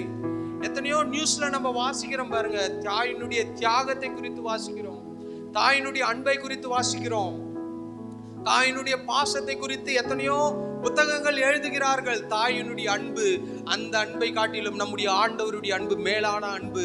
ஆண்டவருடைய தாயினுடைய அன்பு, அவருடைய அன்பு என்று சொல்றோம்ல, அந்த மேலான அன்பு நம்ம இடத்தில் எதுவும் எதிர்பார்க்காது. அவர் உங்களிடத்தில் எதுவும் எதிர்பார்ப்பதில்லை. கனம் பண்றிய அவர் குடிக்கிற கணத்தை துதியை கொடுத்தா போதும். ஆண்டவர் உங்ககிட்ட இன்னைக்குனா வந்து எனக்கு 1 லட்சம் கொடு, 2 லட்சம் கொடுன்னு கேட்கிறாரு. இங்க இருக்கிறவன் தான் கேட்கிறாரு. ஆண்டவர் ஒரு நாளும் கேட்க மாட்டார். இன்னைக்கு நாட்டுல நடக்க சொல்றேன், இன்னைக்கு ஒரு ஊழியரை ஒரு சபை கூப்பிட்டா போதும், அவர் பிரசங்கம் பண்ணுவதை விட அவர் மற்ற போதகர்களை திட்டி பேசுவதே அதிகமாகி போச்சு. இன்னைக்கு ஒரு பாஸ்டர் பிரசங்கம் பண்ணுவதற்கு சபை கூப்பிடுவதற்கு பயமா இருக்குது. ஏன்? இவருக்கு யாருக்கு மேலாம் வெறுப்பு இருக்கிறதோ, இன்னைக்கு ஆண்டவருடைய வார்த்தையை அதிகமாய் பேசுவதை விட்டுவிட்டு இன்னைக்கு அநேக ஊழியர்கள் என்ன செய்கிறார் என்றால், இங்க இருந்துகிட்டு மாமாவை திட்டிங்கிறான், மச்சாவனை திட்டிங்கிறான், இவனுக்கு தெரிஞ்ச எங்கேயோ ஒரு பாஸ்டர் தப்பு பண்ணி அதை போட்டு இங்க திட்டி இருக்கிறான். இன்னைக்கு வசனத்தை சரியா போதிக்க வேண்டும், சத்தியத்தை சத்தியமா அறிவிக்க வேண்டும். பிரசங்க பீடம் என்பது மற்றவர்களை திட்டுகிற ஒரு இடம் இல்லை. உண்மை. இன்னைக்கு எந்த மீடியாவில் பாருங்களேன், ஏதாவது ஒரு பாஸ்டர் திட்டிக்கிட்டே இருக்கிறாங்க, ஏதாவது ஒரு விசுவாசை திட்டிக்கிட்டே இருக்கிறாங்க, யாராவது ஒருவரை குறை சொல்லிட்டே இருக்கிறாங்க. இன்னைக்கு ஆண்டவர் அப்படி ஒரு ஸ்கிரீனை போட்டு நம்மை பத்தி சொல்வாரானால், இன்னைக்கு மேடையில ஒருவரா நிக்க முடியாது, அங்கே நிக்க முடியாது, இங்கே நிக்க முடியாது. நம்ம கண்ணை முடிக்கணும், அழுதுன்னு தான் இருக்கணும். நான் இவ்வளவு மோசமா இந்த நாட்டவரே. இன்னைக்கு பிரசங்க பீடத்தை இன்னைக்கு அநேகர் என்ன பண்றாரு தெரியுமா? மாற்றி விட்டார்கள். இவர்களுடைய திறமையை காமிக்கிறாங்க. இவருக்கு பேச தெரியும், அங்க போயிட்டு அவன் இவன். இன்னைக்கு எப்படி பிரசங்கம் மாறி போச்சு. ஒரு பிரசங்கனா அங்க ஆண்டவருடைய வார்த்தை சொன்னா இருக்கிறவங்க 4 பேருக்கு அங்க என்ன பண்ணும்? ஆறுதல் கிடைக்கும். ரட்சிக்கப்படுவார். அங்க நின்னுக்கிட்டு இவருக்கு கிடைச்ச வாய்ப்பை இவர் 4 பேரை பத்தி தப்பா பேசுறாராம், இவர் 4 பேரை பத்தி குறை சொல்றாராம். அதுக்கு பலிபீடம் அல்ல. எதுக்காக இதை சொல்றேன்? இன்னைக்கு ஆண்டவர் நம் மீது அன்பு வைத்ததுனால தான் இன்னைக்கு இதுவரைக்கும் நாம் கிருபையா இருக்கிறோம். மற்றவர்களை குறித்து பேசுவதற்கு சபையோ, சபையுடைய ஆராதனையோ, சபையுடைய பலிபீடம் அல்ல. மற்றவர்களை உற்சாகப்படுத்த வேண்டும். ஆவிக்குரிய வாழ்க்கையில ஒரு மனுஷன் உயிர்ப்பிக்க வேண்டும். ஆவிக்குரிய வாழ்க்கையில ஒரு மனுஷன் வளர வேண்டும். இன்னைக்கு அதை விட்டுட்டு ஒரு பாஸ்டர் கிடைச்சா போதும், அவங்கள போட்டு தாக்குன்னு தாக்குறது. அதனால அவருக்கு உங்களுக்கு தைரியம் இருந்ததுன்னா டைரக்டா போயிட்டு அவர் வீடை தேடி அட்ரஸ் தேடி போய் பேசிட்டு வரலாம். என்னையும் சேர்த்து தான் சொல்றேன். இல்லையா, பேசாமல் இருப்பது நல்லது. சில நேரம் அமைதியா இருக்கிறது நல்லது, ஜெபம் பண்ணுவது நல்லது. இன்னைக்கு எல்லாரும் என்ன செய்து கொண்டிருக்கிறார்கள்? ஒரு யூடியூபோ ஒரு போனோ எடுத்துட்டு ஏதாவது, இன்னைக்கு இந்த வீடியோ பார்க்கறதுக்கே ஒரு கூட்டம் பெருகி போச்சு. இந்த பாஸ்டர் பத்தி சூப்பரா பேசட்டும் இதுக்கு ஒரு ஆள். ஏன் அந்த பேசுற டைம்ல ஜெபம் பண்ணு, இது தெரிஞ்சு என்ன? அப்படி இயேசு கிறிஸ்து ஆண்டவர் நமக்காக இன்னைக்கு அவர் ஒரு யூடியூப் சேனல் ஆரம்பிச்சு இது மாதிரி பேசுற ஆளுக்கு ஒரு வீடியோ போட்டாருன்னா அன்னைக்கு தான் தெரியும் பேசுறவன் எப்படிப்பட்டவன். நீங்க 1000 பேசலாம், நம்ம ஒருவரை பத்தி 1000 விஷயத்த நம்ம என்ன வேணாலும் பேசலாம். அது தைரியமா பேசுங்க அங்க போயிட்டு. எதுக்காக இதை சொல்றேன்? இன்னைக்கு ஆண்டவருடைய வார்த்தையை சரியாக போதிச்சாலே போதும், எத்தனையோ பேர் ரட்சிக்கப்படுவார்கள். எங்கேயும் போயிட்டு ஒரு ஆளை குத்தி பேச வேண்டும், தாக்கி பேச வேண்டும் என்று யார்கிட்டையும் பேசாதீங்க. ஒரு வசனத்தை சொல்ல போறீங்களா, ஆண்டவருடைய அன்பை சொல்லுங்கள். எந்த மற்ற மதத்தை குறை சொல்லி ஒருவரை ஆண்டவருக்குள் நடத்துவதை விட ஆண்டவருடைய அன்பை சொன்னாலே போதும், அவன் ஆட்டோமேட்டிக்கா ரட்சிக்கப்பட்டுருவான். இந்த ரகசியம் தெரியாம தான் இன்னைக்கு அநேக பேர் எத்தனையோ காரியங்களை செஞ்சுட்டு இருக்காங்க. ஐயோ உன் கடவுள் வேஸ்ட் சொன்னா அவன் கேட்பானா? நாளைக்கு உங்ககிட்ட பேசுவானா? உங்களுக்கு எதிரி மாதிரி பார்ப்பான். அப்படி யாரிடத்திலயும் போய் ஆண்டவரை பத்தி சொல்லணும் அவசியம் இல்லை. இயேசு நல்லவர், அவ்வளவுதான். அவன் எதை வேணாலும் நினைச்சிட்டு போட, உங்களை அடிச்சாலும் சரி, கீச்சு போட்டாலும் சரி, அவர் அன்புள்ளவர், அவர் நம்மை நேசிக்கிறவர், அவர் ஆதரிக்கிறவர். இன்னைக்குனாலும் ஒரு நாள் நீங்க என்ன பண்ணுங்க, இயேசுவை நம்பி பாருங்க சொல்லுங்க. அவன் என்னைக்குனா ஒரு நாள் கூடுவான். இயேசுவை நம்பு, இல்லாட்டி வம்பு. அவன் எடுப்பான், கல் எடுத்து அடிப்பான், தலைமையில ஓடுறான். நடக்கத சொல்றேன். இயேசுடைய அன்பை அவளுக்கு சொன்னால் போதும். அநேக சாதித்த ஊழியர்கள் பாருங்க, யாரையும் பத்தி குறை சொல்லவே மாட்டாங்க. குறை சொல்லுவது ஊழியமா இல்ல. இயேசு கிறிஸ்து எங்கேயாவது போய் குறை சொன்னாரா? சபையில இருந்து வேணா அவர் என்ன பண்றாரு, புறாக்களை விட்டு அவர் சாட்டியத்தை அடிக்கிறார். நீ சர்ச்சில் வேலை பார்க்க. மற்றவங்களை எங்கேயோ போயிட்டு எப்ப பார்த்தாலும் அவர் பிரசங்கத்துல தாக்குவதும் திட்டுவதும், நீ நல்லா இருக்க மாட்டேன்னு சொல்லுவதா அவர் சொல்லிக்கிறாரு. அவர் எந்த இடத்துலாலும் அந்த விபச்சார ஸ்திரீயை கொண்டு வரும்போது, உங்ககிட்ட அவனா பாவம் செய்யலையா, கள்ளத்தடியா, சின்ன குழந்தை கூட அடிக்கலையாம் பாத்துங்க. இன்னைக்கு நம்மளுடைய பிரசங்கம்லாம் இங்க இருந்து நம்ம பேசுற பேச்சுக்கு அவர் நான்று கொண்டு செத்துருவார். அப்படி ஒரு பிரசங்கம் நீ பண்ணிட்டு இருக்கிறாங்க. அந்த மாதிரி வீடியோன்னா நீங்க பார்க்காதீங்க. அதுக்கு தான் சொல்ல வரேன். உங்க மனசும் குழம்பிடும். பார்க்கறவங்களாம் நீங்க அப்படிதான் பார்ப்பீங்க. அவர் எவ்வளவு பெரிய பிரசித்தி பெற்ற ஊழியரா இருக்கட்டும், அல்லது அவர் பிரசித்தி பெறாத ஊழியரா இருக்கட்டும், நமக்கு கொடுத்த வேலையை நாம் செய்துட்டு போயிட்டே இருக்கணும். ஃபர்ஸ்ட் நம்ம முதல் கிளீன் பண்ணணும் நம்ம பாத்திரத்தை. நம்ம பாத்திரமே அங்க நாரிட்டு இருக்கு. ஆனா நம்ம என்ன பண்றோம், அவன் சரியில்லை, இவன் சரியில்லை, அவன் அப்படி ஆகும், இவன் இப்படி ஆகும், இவன்லாம் போனா நாசமா போயிடுவீங்க, ஐயோ அவன் பிரசங்கத்தை கேட்காத, இவன் பாட்டை பாடாத, அவர் இப்படி, இவன் இப்படி. இன்னைக்கு நாட்டுல நடக்கிறத நான் என்ன பண்றேன், சொல்லிட்டு இருக்கிறேன். எதுக்காக சொல்றேன்? அவரை பார்த்தால் போதும், நம்ம சரியான பாதையில ஓடிட்டே இருக்கலாம். இன்னைக்கு பந்தய சாலையில ஓடுறவன் எதை பார்த்து ஓடணும்? லக்கை நோக்கி ஓட வேண்டும். அவன் இப்படி திரும்பி திரும்பி பார்த்தானா இன்னொருத்தன் ஓடிடுவான்.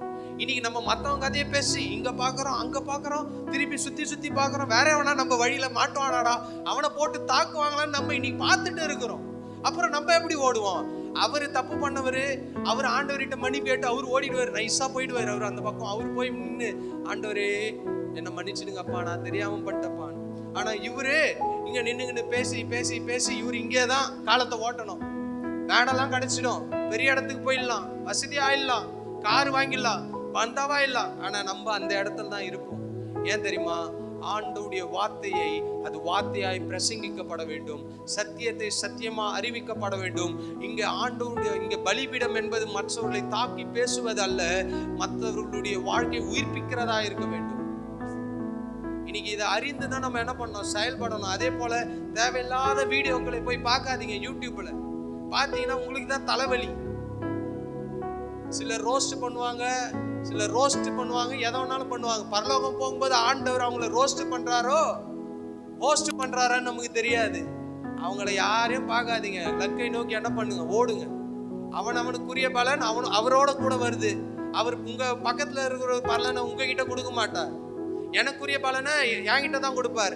பிரதர், நீங்க அவரை பத்தி அன்னைக்கு பேசுறீங்களே, இந்தாங்க வச்சீங்கன்னு ஆண்டவர் எங்கேயும் கொடுக்க மாட்டார். உங்களுக்குரிய பலன் அது உங்களுக்கு ஆண்டவர் கண்டிப்பா கொடுப்பார். தப்பு செஞ்சீங்கன்னா தப்புக்குரிய தண்டனை, நல்லது பண்ணீங்கன்னா நல்லதை செய்ய போகிறார். அவ்வளவுதான். இன்னைக்கு நம்ம என்ன பண்றோம் தெரியுமா? அன்னைக்கு ஒரு இடத்துக்கு போகும்போது அவங்க என்கிட்ட கேட்குறாங்க, ஐயோ இந்த பாஸ்டரை பத்தி இப்பெல்லாம் போட்டு இருக்கிறாங்களே, நீங்க பாத்தீங்களா? நான் பார்த்துட்டு தான் இருக்கிறேன். அதனால என்ன, நாட்டுல எவ்வளோ அந்த காலத்துல இருந்து இந்த காலத்து வரைக்கும் நடந்துட்டு தான் இருக்கு. அதனால நீ பேசுறதுனால என்ன ஆயிட போகுது? ஒன்றும் ஆக போறது கிடையாது. நடக்கிறது தான் நடக்கும். நீ வேணா பேசி பேசி வேணா பெரிய ஆளா காமிச்சிக்கலாம். ஆனா ஆண்டவர் இதை ஒரு நாளும் அங்கீகரிப்பதில்லை. ஆண்டவர் ஒரு நாள் என்ன பண்ண மாட்டார், அங்கீகரிக்க மாட்டார். எதுக்கு சொல்றேன்? இதெல்லாம் நம்முடைய வாழ்க்கையில் அகற்றி விட வேண்டும். அவருடைய அன்பு இருக்கும்போது, என்னைக்குன்னா அம்மாவோ அப்பாவோ போயிட்டு தன்னுடைய பிள்ளையினுடைய பிரச்சனையை ஊர் ஃபுல்லா போய் சொல்லிட்டு திரிவாங்களா? சொல்லுங்க.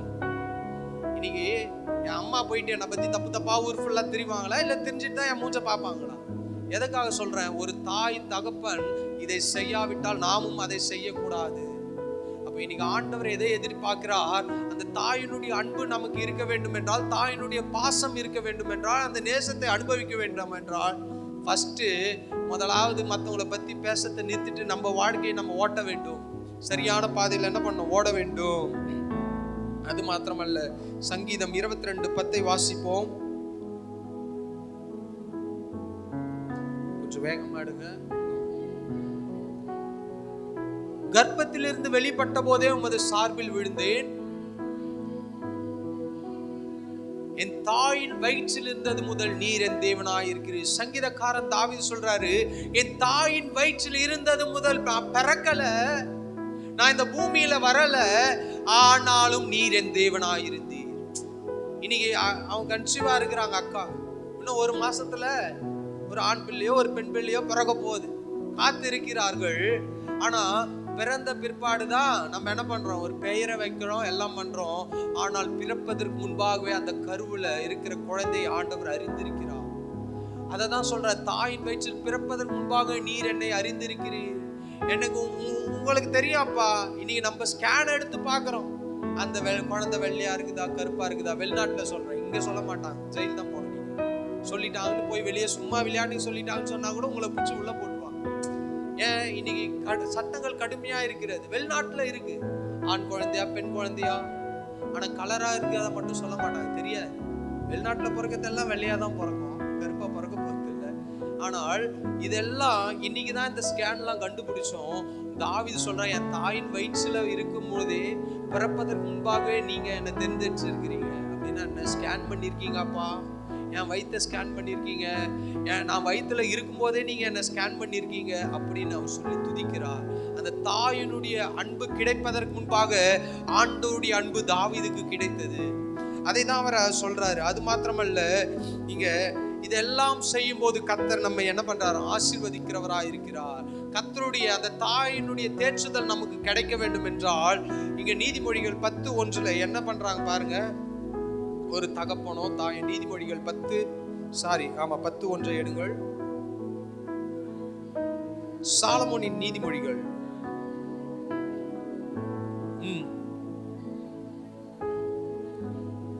தாய்க்கு சஞ்சலமாய் இருக்கிறார். அங்க சாலமோன் சொல்றாரு பாருங்க, அவருடைய நீதிமொழிகள்ல வாசிக்கும் போது என்ன பண்றாரா,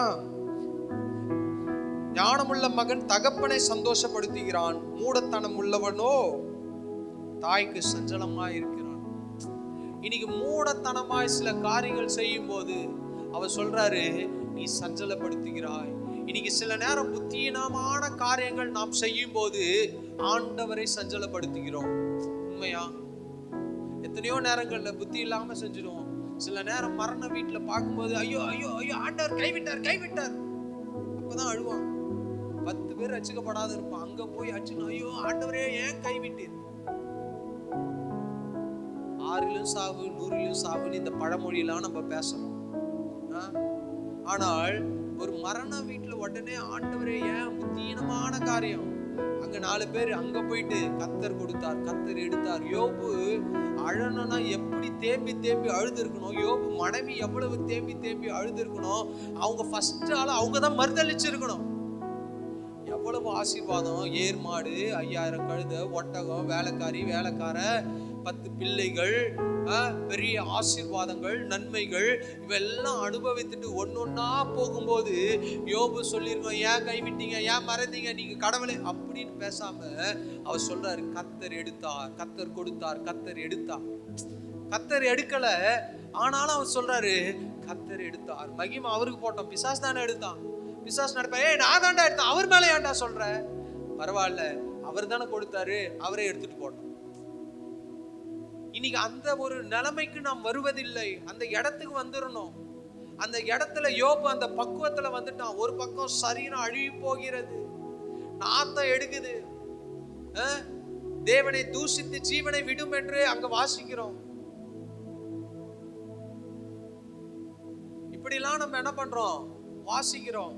இவ்வளவு பண்ணாலும் ஆண்டவரை அவன் மறுதலிக்கவில்லை, ஆண்டவரை அவன் திட்டவும் இல்லை, சபிக்கவில்லை. தேவரே நீ சகலத்தையும் செய்ய வல்லவர், நீ செய்ய நினைத்து ஒரு நாளும் தடைபடாது. என் வாழ்க்கையில நீங்க செய்ய நினைத்தது அது நிச்சயம் நடக்கும். என் பிள்ளை போகலாம், ஆடு மாடு போகலாம், வேலைக்காரி போகலாம், எனக்கு இருக்கிறதான மதிப்பு போகலாம், எனக்கு இருக்கிறதான சொத்து போகலாம், எல்லாம் போனாலும் நீர் எல்லாவற்றையும் கொடுக்க நீர் போதுமானவராயிருக்கிறீர். அந்த ஒரு விசுவாசம், அந்த ஒரு நம்பிக்கை, அந்த ஒரு தைரியம், இது அது அப்படின்னு சொல்லாம அந்த ஒரு ஆணவம் நமக்கு வேணும். இனி எல்லாத்துலயும் ஆணவமா நந்துப்போம். சொல்லுவான்ல, அவன் ஆணவம் பிச்ச வேண்டாம், திமிரு பிச்ச வேண்டாம். நீ இதுல திமிர காட்டணும், பிசாசு கிட்ட ஆணவத்தை காட்டணும். என் கத்தை செய்வாரா, நீ என்னடா தம்மா துண்டு. பிசாசானவன் கெச்சிக்கிற சிங்கத்தை போல என்று வாசிக்கிறோம். அவன் சிங்கத்தை போல, அப்பனா கூட முன்னாடி போடுங்க, அவன் அசிங்கம். சிங்கம் அல்ல பிசாசு, அசிங்கம் பிடிச்சவன். அதுக்கப்புறம் அவன் என்ன பண்ணுவானா, துரத்துக்கிறானா. பிசாசு நாய் மாதிரி. பிசாசு எப்படி நாய் மாதிரி, நீங்க ஓடினீங்கன்னா அவன் விரட்டிட்டே வருவான். நின்று திரும்பி பார்த்து இயேசு நாமத்துல போனா அவன் பின்னாடி போவான். இனி பிசாச நம்ம எப்படி பாக்குறோம், பெருசா பாக்குறோம். அவனை நாய் மாதிரி பாத்தீங்கன்னா என்ன பண்ணுவான், பயப்பட மாட்டான். இப்போ ஒரு குழந்தை தனத்துல இருக்கிறோம்னா அவன் நாய் விரட்டிச்சுன்னா அவன் ஓடுவான். இப்படியே கொஞ்சம் வளர்ந்த பிறகு அது எவ்வளவு பெரிய நாயா தான், நான் நிக்கிறேன், நான் அதை விட பெரிய ஆடியா, வாயா பார்க்கலாம், வா கிட்ட வாயா, சில நேரம் நின்று வா வா. அதே பயந்தாங்கோல் நாயா இருக்கும், ஏதோ தெரியாம குலைச்சிட்டு இருக்கோம், நம்ம திரும்ப வர வா வான்னு அதே எதிர்த்து போவோம். அது மாதிரி பிசாசுக்கு எதிர்த்து நில்லுங்க, அது மாதிரி அவனை விரட்டுங்க. அப்படிப்பட்ட தைரியம் எனக்கு வேணும். ஒரு இருட்ட பார்த்தா அப்படியே பயந்து ஓடுத்து, அப்படியே ஐயோ ஆண்டவரே சோத்திரம் சோத்திரம் சோத்திரம் சோத்திரம். அது வரைக்கும் ஜெபம் பண்ணாத ஆளு நைட்டு ஒரு 9 மணிக்கு வேலை இந்த தெருவுல போக சொல்லுங்களேன், இந்த வயல்ல போக சொல்லுங்களேன், சுத்தி டார்ச் வச்சுன்னு சோத்திரம் ஆண்டவரே சோத்திரம் ஆண்டவரே. அப்பா அப்பா அப்பா அப்பா அவர் நினைப்பாரு, எப்பா எப்பா போதும் உன் நடிப்பெல்லாம் நிறுத்து, இது வரைக்கும் ஜெபம் பண்ணல, இருட்டுல போடுற அப்பா அப்பான்ற அந்நிய பாஷை பேசுற, அக்கினி இறக்குற, ஒரு பயம், ஒரு பிரச்சனை, ஒரு பாடு, இதெல்லாம். ஆனா யோபுடைய வாழ்க்கையில எல்லாவற்றையும் எழுந்து நிற்கும் போது அவன் கர்த்தரை மறுதலிக்கவில்லை, அவன் கர்த்தரை துதிக்கிறவனா இருந்தான். இன்னைக்கு அந்த ஸ்தானத்துல நாம் வரும்போதுதான் நம்ம என்ன பண்றோம் தெரியும். அந்த இடத்துல நம்ம நிற்கும் போதுதான் நம்ம என்ன பேசணும் தெரியும். அவர் கர்த்தர் எனக்காக யாவும் செய்து முடிப்பார். இதெல்லாம் சொல்றவங்க யார் தெரியுமா? நல்லா இருக்கும்போது சொல்லல, கஷ்டத்தோட இருக்கும்போது எழுதப்பட்ட வார்த்தைகள். இதெல்லாம் கஷ்டத்தோட எழுதப்பட்ட வார்த்தைகள். இனி நல்லா இருக்கும்போது 4 விதமா நல்லதா துதிக்கிறோம். ஆனா இன்னைக்கு வாழ்க்கையில எல்லாம் இழக்கும் போது நாம் ஆண்டவரை துதிக்கிறது இல்ல, மிதிக்கிறோம். ஏக்கா ஆண்டவர் கைவிட்டாருங்க, அது நல்ல வார்த்தையா? அது வீட்டுக்கு வராங்க, ஏதோ ஒரு பிரச்சனை, கணவனை அடிச்சிட்டாரு, இல்ல கணவன் விட்டு போயிட்டாரு, இல்ல மனைவி எங்கேயோ விட்டு ஊருக்கு போயிட்டு சண்டை போயிட்டு, எப்பா பாஸ்டர் ஆண்டவர் கை விட்டாரு. ஆண்டவர் கை விடல, நீ கைய வச்சுட்ட, அதனால போயிட்டாங்க, வீட்டுக்கு போயிட்டாங்க, அம்மா வீட்டுக்கு. அதை விட்டுருவாங்க, ஆண்டவர் கை விட்டுட்டார். இவரு 2 சாத்தி இருப்பாரு, அக்கா கோச்சுன்னு வீட்டுக்கு போயிரு. உடனே அங்க போயிட்டு ஆண்டவர் கை விட்டாரு, ஆண்டவர் வந்துட்டாரு, இப்படிப்பட்ட ஒரு பொண்டாட்டி ஆண்டவர் கொடுக்கல, நீ தான் தேடின்னு வந்த. இப்படிப்பட்ட புருஷனை ஆண்டவர் கொடுக்கல, நீயே பிடிச்சின்னு வந்துட்டு நீங்க ஆண்டவரே அவன் என்ன அடிக்கிறானா, அவர் சொல்லுவாரு அடி வாங்கு. நீ என்கிட்ட கேட்டா போய் கல்யாணம் பண்ண, என்கிட்ட கேட்டா நீ வீட்டை விட்டு போன. அவர் இப்படிதான் அவர் கேள்வி கேட்பாரு. அடிக்கிறான், உதைக்கிறான், குடிக்கிறானா, என்கிட்ட சொல்லிட்டா நீ கல்யாணம் பண்ண. ஒரு அப்பா அம்மாவே நம்மள என்ன பண்ணுவாங்க, 1000 கேள்வி கேட்பாங்க. அப்பா என் பேச்சு கேட்டா போனா, அப்ப ஆண்டவர் என்ன பண்ணுவாரு? கேட்க மாட்டாரு, மன்னிச்சிடுவாரு. சொல்றேன், நீங்க நடக்கிறதெல்லாம் பேசிட்டு இருக்க, எதுக்கு சொல்றேன்? தாயினுடைய அன்பு நம்முடைய வாழ்க்கையில வேண்டும் என்றால் அவரை அதிகமாய் தேட வேண்டும், அவரை அதிகமாய் நோக்கி பார்க்க வேண்டும், அதிகமாய் பேச வேண்டும். இன்னொரு கதையை தாயை பற்றி பேசும் நான் சொல்றேன். ஒரு வீட்டுல ஒரு மகன் வளர்ந்து கொண்டிருந்தான். அப்பா இல்ல, அம்மா தான் ரொம்ப பாசமா வளர்க்கிறாங்க. நாட்கள் வர வர அவன் வளர்ந்து கொண்டே வருகிறான். சின்ன வயசுல என்ன பண்றான்? அவன் திருட ஆரம்பிக்கிறான். தாய் என்ன பண்றாங்க? அடிக்கிறாங்க. டேய் பண்ணாதடா, திருடுது என்பது தப்பு, திருடாத, பெரிய தப்பு பண்ற. நாளடைவில் சின்ன சின்ன தப்பு பண்ணவன் இப்ப பெரிய தப்பு பண்ண ஆரம்பிக்கிறான். பெரிய தப்பு பண்ண ஆரம்பிக்கிறான். தாய் அழறாங்க, டேய் மனம் மாறுடா, திருடுனா தண்டை கிடைக்கும்டா, தப்புடா, விட்டுறா, எப்படியாவது மனம் மாறுடா சொல்லி சொல்லி பார்த்து கடைசியில் ஒரு பெரிய தவறை செய்யும் போது அவனை என்ன பண்றாங்க? போலீசார் அரெஸ்ட் பண்ணி அவனுக்கு தண்டனை கொடுக்கிறார்கள். அது எப்பேற்பட்ட தண்டனை? மரண தண்டனை. மரண தண்டனை கொடுக்கிறார்கள். கொடுத்த பிற்பாடு நாளானது வருகிறது. தாய் போய் பல முறை போலீஸ் கிட்ட பேசுறாங்க, ஜட்ஜி கிட்ட பேசுறாங்க. ஒன்னும் நடக்கல. உங்க மகனுக்கு எத்தனையோ வாய்ப்பு கொடுக்கப்பட்டது, அவன் மனம் திரும்பவில்லை. ஆனால் இப்போது அதற்குரிய பலன் கிடைத்து விட்டது. அவனுக்கு மரண தண்டனை. இன்னும் 6 மாசம் கழிச்சு அவனுக்கு தூக்கு தண்டனை கொடுக்கப்படும். அன்னைக்கு வந்து அவன் சடலத்தை வாங்கிட்டு போய் சொல்லி அமிச்சாச்சு. இப்போ தாய் என்ன பண்றாங்க? அப்படியே எத்தனையோ முயற்சி பண்ணி அவர்களால் செய்ய முடியவில்லை, காப்பாற்ற முடியவில்லை. ஆனால் ஒரு காலகட்டம் வரும்போது மரண தண்டனை விடியற் காலத்தில் கொடுப்பார்கள். கேள்விப்பட்டிருக்கீங்களா? விடிய காலத்தில் தான் மரண தண்டனை கொடுப்பார்கள். அந்த 4 to 5 மணி. அப்போ ஒரு பெல் அடிப்பாங்க. பெல் அடிச்ச சட்டம் கேட்ட பிறகு என்ன பண்ணுவாங்க? எல்லா கதையும் முடிச்சுட்டு தூக்கு தண்டனை கொடுத்துருவாங்க. அப்போ பெல் அடிக்க தயாரா இருக்கிறார்கள். இப்போ பெல்ல பிடிச்சு இழுக்கிறாங்க, பெல்லு வரமாட்டுது. அந்த விடியற் காலத்துல பெல்ல பிடிச்சு அடிக்க இழுக்கிறாங்க, பெல்லு சத்தமே வரல. இழுத்து இழுத்து பார்த்து நேரம் போய்விட்டது. கடைசியில் போய் பார்த்தால் அந்த பெல் அடிக்கிறது, அந்த உள்ள ஒண்ணு தொங்கும் பாருங்க, அதை கட்டி பிடித்து தாய் அப்படியே இருந்தாங்க. அதில் போய் தன்னுடைய கையெல்லாம் போட்டு கட்டிட்டு அந்த பெல் அடிக்கும் போது தலை இடித்து இடித்து ரத்தம் வழிந்து கடைசியில் அவனுக்கு தூக்கு தண்டனை அன்று கொடுக்கவில்லை. இந்த சம்பவத்துல இருந்து அந்த தாயை என்ன பண்றாங்க? கீழே இறக்கிட்டு இப்போ அப்பா பையன் கதறி அழறான் அம்மாவை பார்த்து. கடைசியில ஜட்ஜ்மெண்ட் திருப்பி என்ன பண்ணுதுன்னா, நீ பண்ண தப்புக்கு உன்னுடைய தாய் அந்த மரண தண்டனை அனுபவித்து விட்டார்கள், விடுதலை பண்ணினான், மனம் திரும்பி வாழ்ந்தான். இன்னைக்கு அநேக நேரத்துல நாம் பண்ணுகிற ஒவ்வொரு தப்புக்கும் ஆண்டவர் அங்கு காயப்படுகிறார். அவர் நமக்காக கல்வாரி சிலுவையில் இப்படிதான் நமக்காக பலியானார்.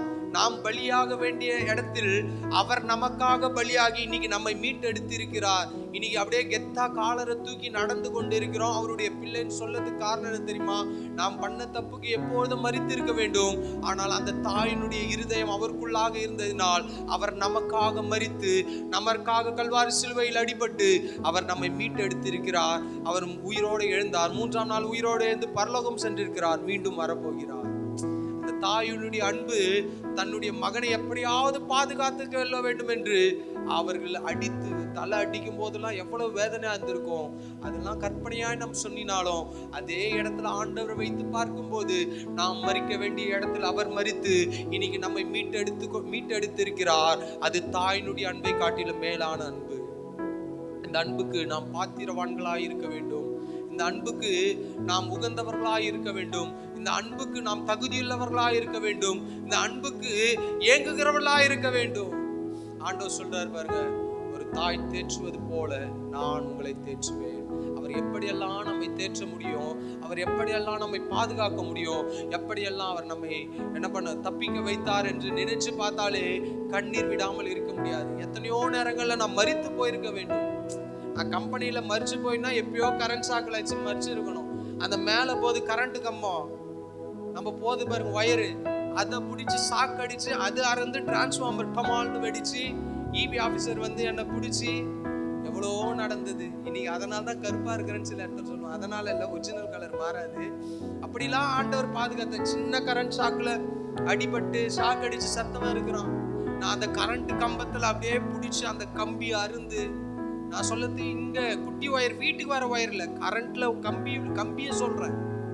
அந்த இது என்ன போஸ்ட் கம்பியில போது பாருங்க, மேல சர்ச்சு பக்கத்துல மாடியில போய் காத்தடி விட்டு அத போய் காத்தடி மாட்டிட்டு புச்சி, அப்ப கரண்ட் கம்பம் தெரியாது, 9th படிக்கிற, அப்படி புச்சி இழுத்தம் பாருங்க, அடிச்சது சாக்கு. பார்த்தா அங்க ஒயரா இருந்துச்சு, எப்படியா இருந்ததுன்னு எனக்கு தெரியல. அதை புச்சி இப்படி இழுத்து போட்டு வைக்கிறேன், கீழே இருக்கிறவங்களாம் லப்ப லப்பன்னு கத்தின்னு ஓடியாராங்க. வந்து எனக்கு வாமிட்டா வருது. போலீஸ்காரங்க வந்துட்டாங்க. போலீஸ்ல இபி ஆபீசர் வந்து காத்தாடி விட்டு மாட்டி எனக்கு ஷாக் அடிச்சது கூட அவங்க கிட்ட சொல்ல. ஆண்டவர் அப்படிலாம் நம்மை பாதுகாத்து இருக்கிறார். கம்பெனில ஒரு நாள் போயிட்டு வேலை பண்ணிட்டே இருக்கிற, ஆஃப்ல இருக்குன்னு கை வைக்கலான்னு போறேன், மனசுக்குள்ள ஒரு சத்தம் வந்து கை வைக்காத, டெஸ்டரை வச்சு பாருன்னு. கை வைக்க போன ஆளு நேரா கரண்ட்ல தான் வேலை செய்யணும். அதை போய் சும்மா அப்படி ஒயர் தான் புடுங்கணும். புடுங்கி வச்சுட்டு 3 பேஸ் லைனு, சிங்கிள் பேஸ் லைன்ல அடிபட்டாலே தாங்க முடியாது. 3 பேஸ் லைன்ல கைப்பட்டுனா துண்டா ஓடி போயிடும். 415 வோல்டேஜ். அப்படி கை வைக்கிறார், மனசு சொல்லுது டெஸ்டர் எடுத்து பாருன்னு. அந்த டெஸ்டர் ஒர்க்கே ஆகாது. ஆனா எடுத்து வைக்கிற லைட் எரியுது. திரும்பி பார்த்தா கீழே ஆஃப்ல இருக்கு.